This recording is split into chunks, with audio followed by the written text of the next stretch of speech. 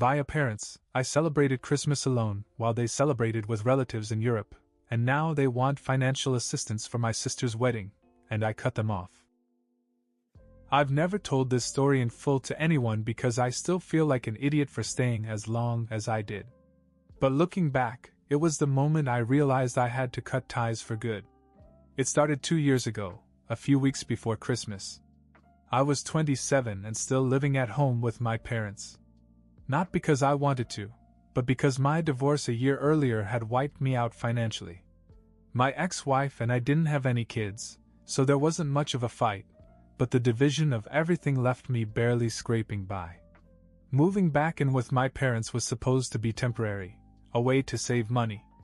Instead, it turned into a constant reminder of why I'd left home in the first place.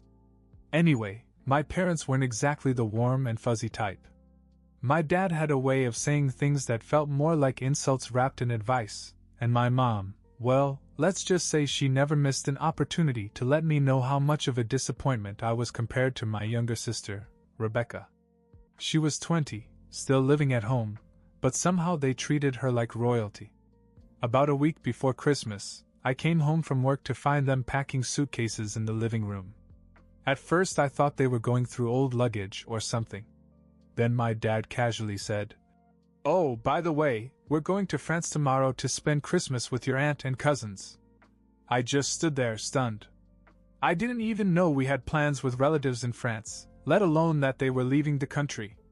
And then my mom said, "If you'd been more like Rebecca and actually listened to us, we might have bought you a ticket."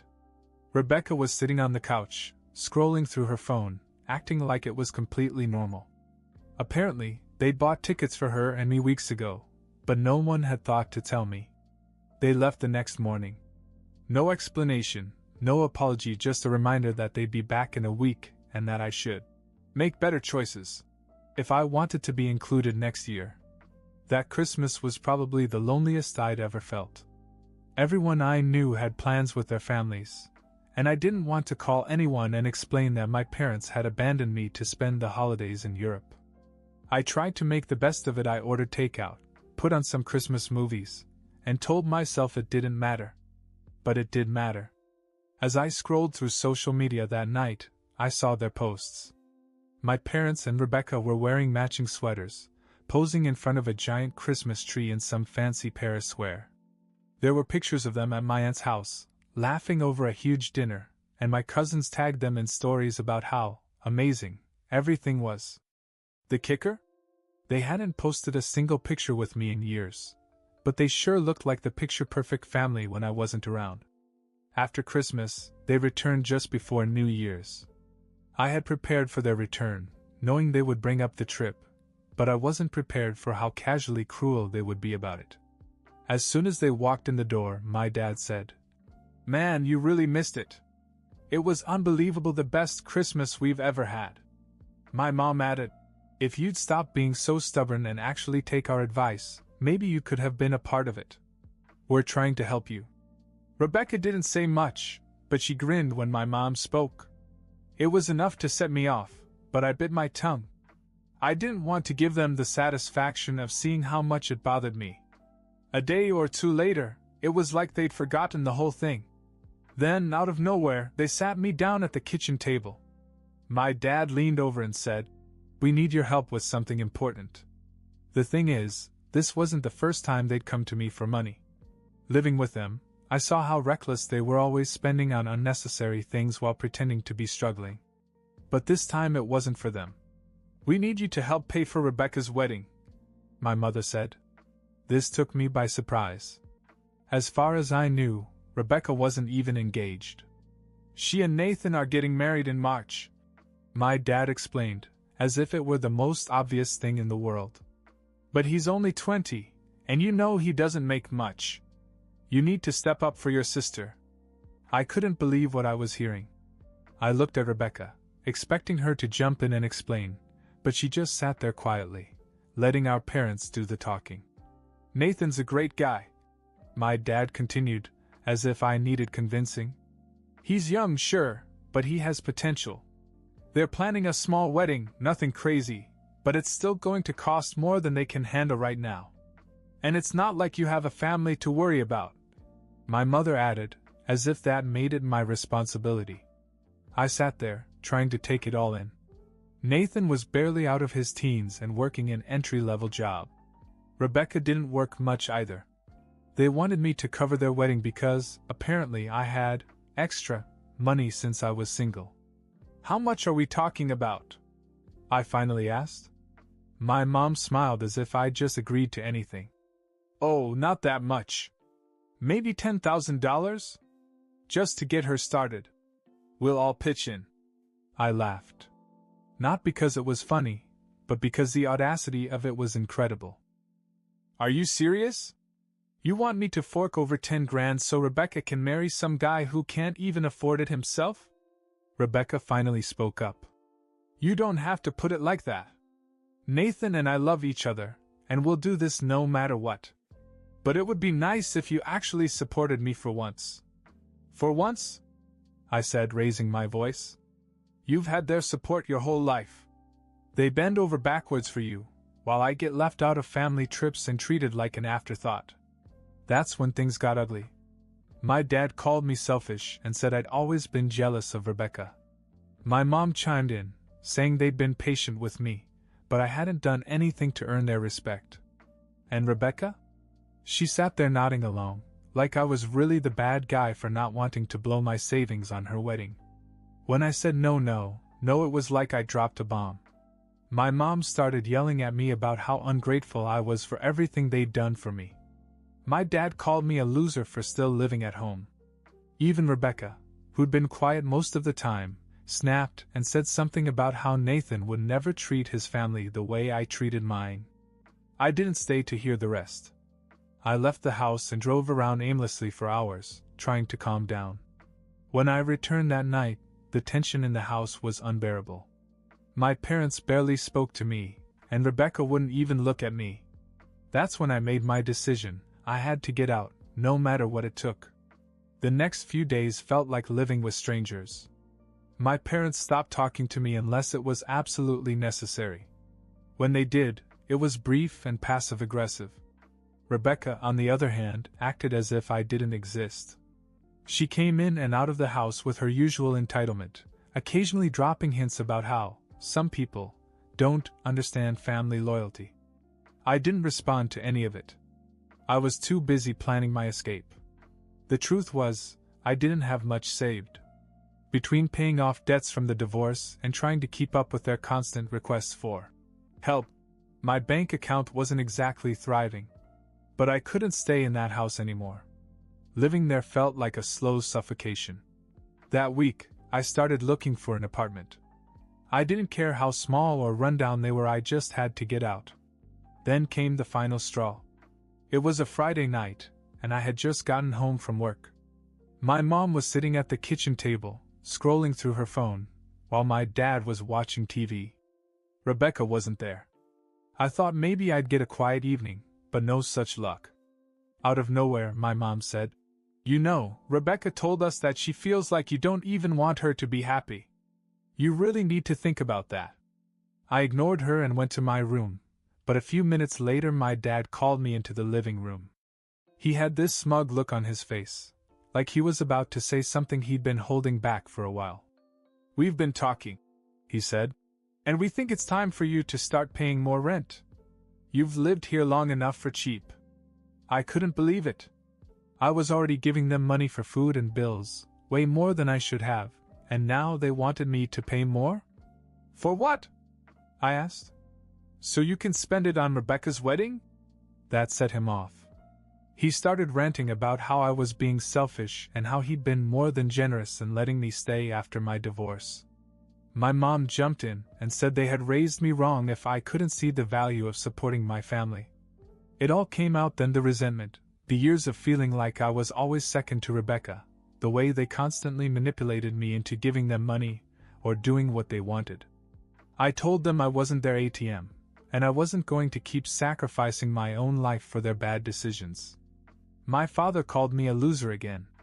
My mom told me I was pathetic for being so bitter.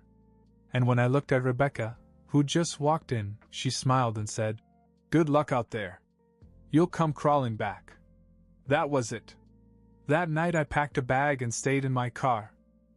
That night in my car was miserable, but in a strange way it was also freeing. I had no plan, no idea where I was going, but at least I wasn't in that house. I scrolled through apartment listings until I fell asleep, parked in a grocery store parking lot. The next morning I decided to go to a diner I used to go to when I was younger. It was one of those places where the coffee is terrible, but the regulars make it feel like home. I figured I'd sit there, collect my thoughts, and figure out my next move. While I was there, I got a text from my mom. "You need to come back and apologize. Your father and I will not tolerate this childish behavior." I didn't reply. 10 minutes later I got another text. "We gave you everything. Rebecca has always been the grateful one. You're lucky we put up with you as long as we did." This one stung, but I still didn't reply. Then, about an hour later, Rebecca texted me. "You left your laptop. I'm keeping it until you pay your share of the wedding." I almost laughed out loud in the middle of the diner. The audacity was unbelievable. My share? What was my share of a wedding I wasn't even invited to? But then it hit me, my laptop wasn't just for Netflix and bills. It had everything on it: work files, documents, even some of the freelance projects I was doing to make some extra cash. I couldn't afford to lose it. I decided to go back to the house, not to stay, but to get my stuff. I wasn't going to let them hold my laptop hostage. When I got there, it was worse than I thought. My mom was waiting in the living room with Rebecca, both of them sitting there like they were plotting something. My dad wasn't there, but I could hear the TV in the other room. "I'm just here to get my stuff," I said, walking straight to my room. Rebecca followed me and leaned against the doorframe. "Are you really going to throw a tantrum over this? Nathan and I are trying to start our lives and all you care about is yourself." I ignored her and started grabbing what I could. Clothes, books, my phone charger. But when I reached for my laptop, Rebecca grabbed it.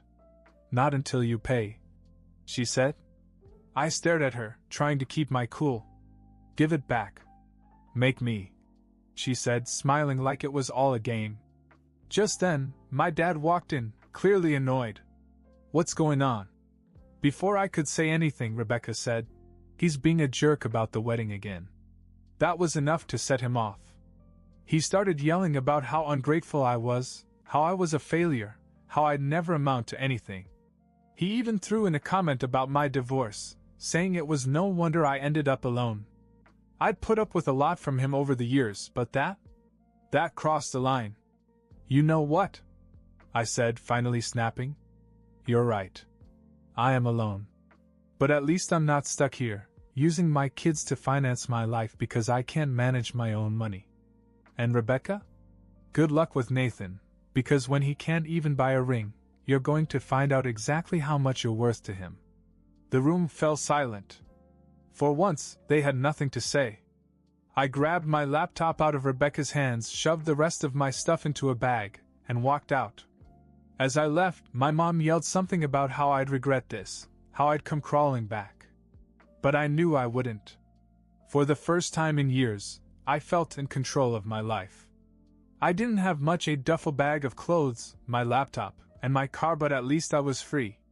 The next few days were hectic. I crashed on a friend's couch while I looked for an apartment.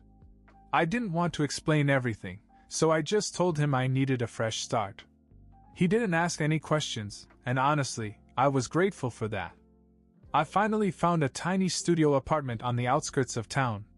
It wasn't much, just one room with a kitchenette and a bathroom, but it was mine. No one could barge in, no one could demand anything of me, and no one could use me as a backup plan. As soon as I moved in, I decided to block my parents and Rebecca from everything: phone, social media, email. It felt drastic, but I knew if I didn't, they'd keep trying to pull me back in. At first, the silence was unsettling. I'd spent so much time putting up with their nonsense that I didn't know what to do with myself now that it was gone. But then something unexpected happened.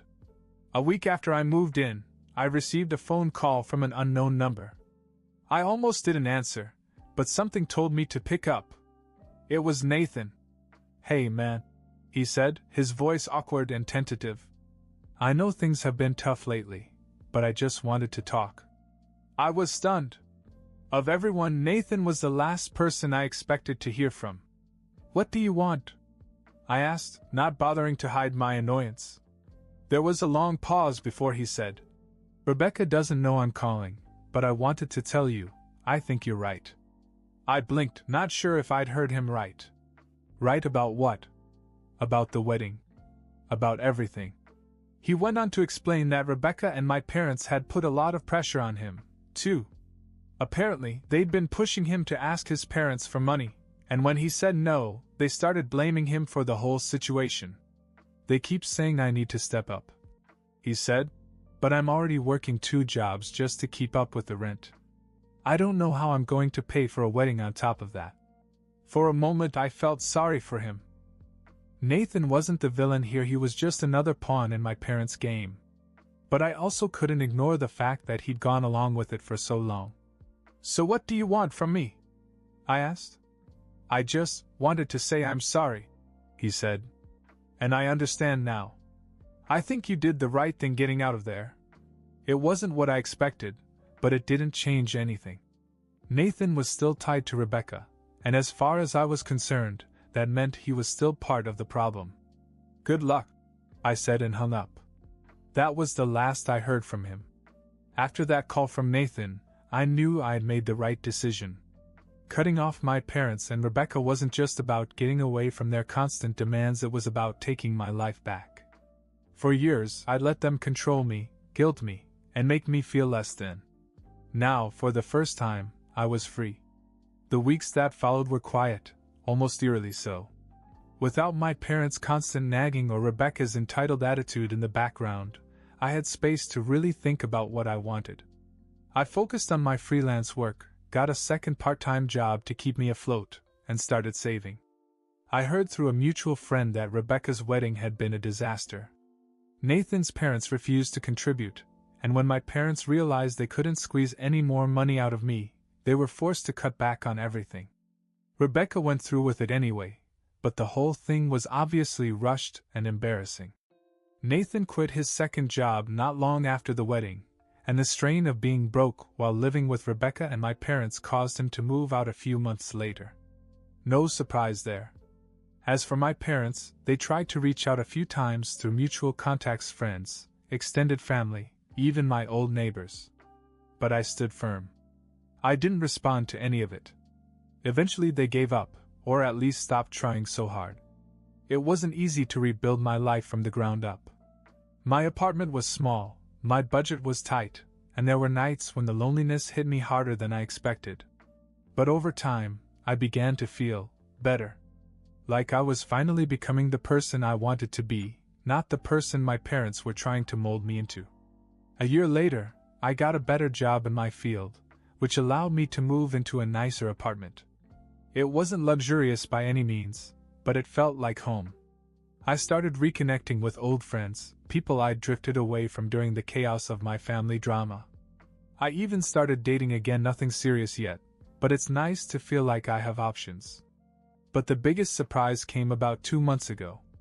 I got an email from Rebecca. It was short, just a few sentences, but the tone was completely different from the Rebecca I knew.